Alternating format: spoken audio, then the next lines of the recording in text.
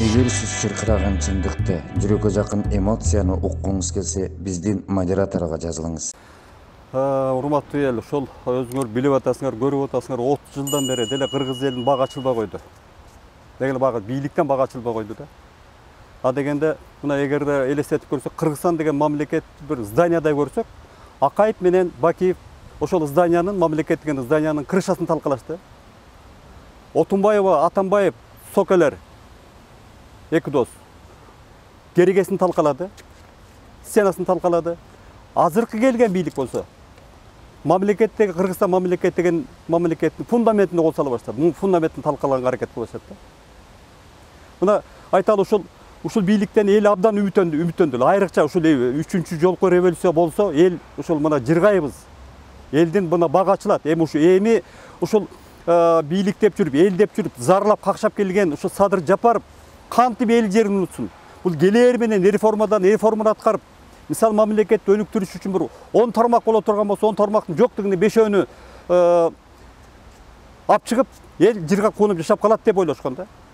10 тармактын 10 тең артынан кетип отурат.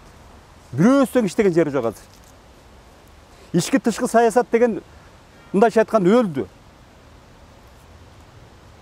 Түштүктө Афганистан окуясы болбогондо эмгиче өзбектердин да, тажиктердин дагы түштүккө кол салып, кан төгүлүп калмак. Чоң кан төгүлмөк да. Анткени ада кан төккөндү башташкан, Тажикстан баштаган.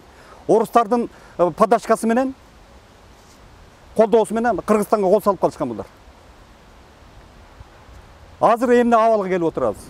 Азыр мамлекетте булар болгон мамлекетке караштуу мүлктүн баарын сатып, бүт баарын сатып, бөлүп сатып туруп, тышкы башкарууга алып келип атышат да. Бул башында Максим Бакиевтердин, Курманбек Бакиевдин баласы Максим Бакиевдин проектси болчу, Кыргызстанды бөлүп сатып жиберүү, ошолордун проектси болчу.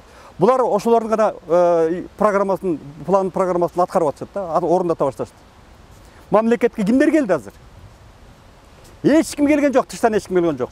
Тышта жүргөн баатырлар, патриоттор келген жок. Бүт Курманбек Бакиевдин бүт адамдары кайра келип отурушту. Бир жылыш жок. Мына эки дос айталы. Эки дос мисалы бул ГКМБ деген бул өтө чоң, абрайлуу, авторитеттүү бир контора болчу. А эмнеге айландырып салдык?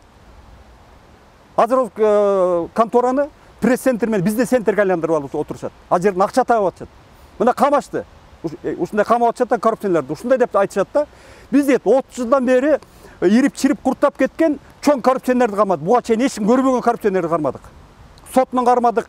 Деген бийликте жүргөн жерин премьерге чейин кармадык дейт дагы. Айталы бир 30ду 40ты камашты дагы. Бир айга чейин бүт имуществосын аресттен чыгарыштагы өздөрүн кой берип ийип атышат да. Мына аягында чыгып атышат го, кимден канча алгандыгы тууралуу. Бул эмне деген? Бул Кыргызстанды ойлоо деген барбы же только акча жасаганды келишкен бул бийлик?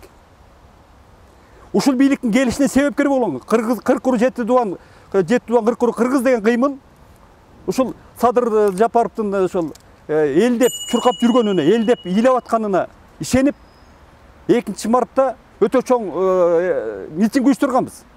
Чыгарсын деп. Ага чейин ошол бүт жети дуанды кыдырып эме кылганбыз. Сокен бийлигин кетиргенге арик чоң салым кошкондордун бирибиз. Мына азыр ошонун лидери Артык Аманды Байтиктеги чоң элдик жыйында булардан отчет албаса болбой калды. Булар туура эмес жолго түштү. Улуттук улуу жыйын өткөзүп, булардан отчетун угуш керек. Булар туура эмес жолго түшүп алды деген сөз үчүн гана буларды камап салды. Мына 12 баланы камады эле. 3-өн алып калып, 3 лидерди алып калды дагы калганын чыгарып ийип отурушат азыр. Я ушуга чейин мына июнда кармаган, ушуга чейин же соту болбойт, же экспертизасы болбойт. Ушуга чейин оюп чыгып камап жатышат. Биз ошо кайра мына азыр биз ушундай сөз угуп атабыз. Ошо жети дуан кыркыруу кыргыздын атынан азыр ушу азыркы бийлик жети дуандан филармонияга болобу, Кожомкул атында спорт сарайында болобу чоң жыйын өткөзгөн ат 3000-4000 кишилик. Жети дуанын атынан. Мунуңар законсуз болот. Антип убара болбой эле койгула. Анткени ошо лидердин ошонун жети дуанын лидеринин балдары азыр камакта отурат. Алар чыгармайынча бул законсуз. Биз кайрылат элек азыркы бийликке. Жапаров кайрылат элек. Чыгаргыла, чыгарбасаңар болбойт. Эмне үчүн коррупционерлерди чыгарасыңар дагы акчасын алып коюп, батырларды чыгарбайсыңар. Чыгарыш керек, чыгарбаса. Анда биз Чыгарбасаңар біз жарма токошты белибизге байлайбыз дагы үйме үй көчөмө көчө район область кыдырабыз.